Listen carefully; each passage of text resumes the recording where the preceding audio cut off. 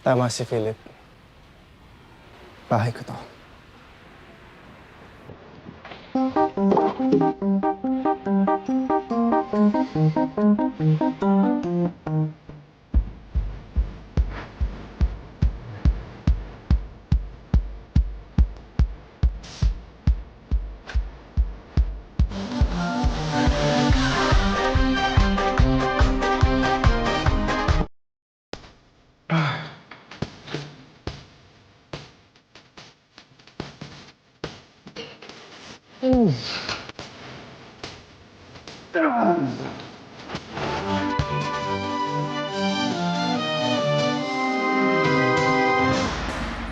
My loves, natapon mo na ba yung ihi dun sa Arinola? Hugasan mo yun, ha? Regalo sa atin ni Lola yun. Asa na nga pala si Lola mo, my loves? Baka natutulog pa yon. Bakit mo hinahanap?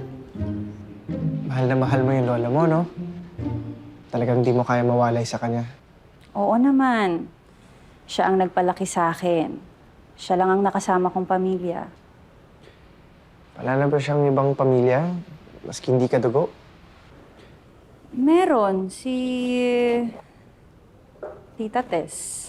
Yung pinsan ni Lola, taga Pampanga. Pero sobrang busy nun eh. Hindi nga nakapunta nung kasal natin, kaya puro partido mo lang yung umaten. My loves? Oh.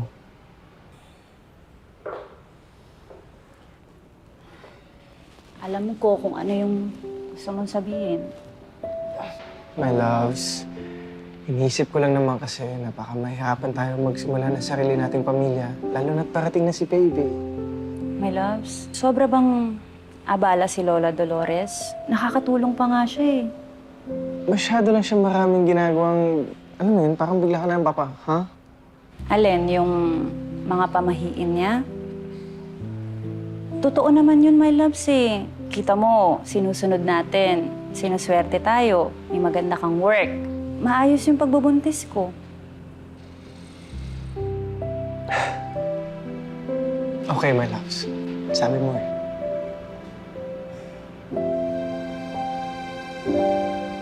Apo, nasaan yung arinolang regalo ko sa inyo?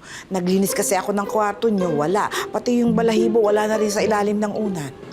My loves, Lola, kasi po yung balahibo, tinapon ko na po. Very unsanitary po kasi.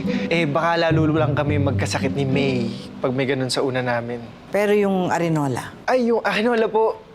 Binigay ko na po sa mambabasura kanina nung umaga. May dumaan ho kasi. At sa total naman, malapit lang naman po yung CR sa kwarto namin. Hindi na po namin kailangan sa kwarto yung arinola. pero regalo ko yun sa inyo. Tinipid ko nga yung pension ko para mabili yun eh. Pati gamot ko, hindi ko binili. Lola, pabayaran ko na lang ho sa inyo. Hindi naman yun ang ibig kong sabihin eh. Tignan mo nga yung relong yan, oh.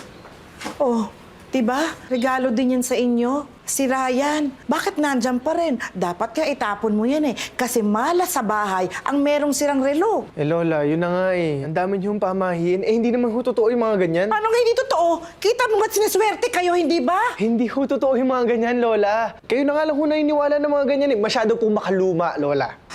Apo, pakinggan mo nga yan. Bakit ako sinasagot ng ganyan ng asawa mo? Lola, hindi ko po kayo sinasagot. Ang sinasabi ko lang po, walang basis yung mga pinagsasabi nyo at ginagawa nyo dito sa bahay na imbis po ay nakakatulong pa po kayo, nakakapagpabigat pa po. Kita mo na.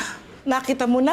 Kung sagutin ako niyan, walang respeto. Bastos! Hindi yan ang dapat pong nakatuluyan. Lola, nire-respeto ko po kayo. Pero kung gusto nyo po na respeto talaga galing sa akin, sana po respetuhin nyo ako bilang isang padre di pamilya ng sarili kong bahay. tama na. Alika nga, mag-usap tayo. Ano ka ba naman? Bakit naman ganun mo sagot-sagutin si Lola? Love, nakita mo naman, di ba? Hindi ko siya sinasagot. Siya nga to sigaw na sigaw eh. Pero dapat hindi mo na pinatulan.